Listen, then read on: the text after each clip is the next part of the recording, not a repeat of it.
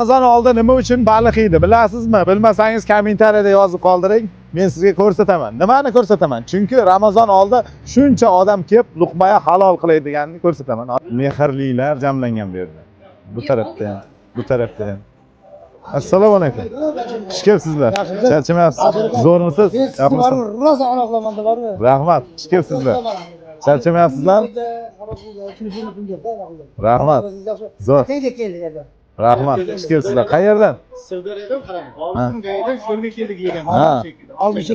Ro'zadan oldin bir xalqim tozalashga kelibsizlar? Ha, luqmay halol qilishga. Rahmat. Xursand bo'ldim, barmi? Rahmat. Yaxshimi uka? Rahmat. Aka. Mazza mana shu Rahmat, yoqimli istaqa. Endi baliqni bu yerda tayyorlanishini ko'rsataman. Bitta narsani isboti bilan ko'rsataman. Buni qarang. Bu baliq qimillab yotibdi, mana qimillayapti. Ko'ryapsizmi? Men qimillatmayapman. Bu haqiqiy ishonch. Alohida baliq tozalanib, mana chopilib, yangi yog'larga tashlanadi.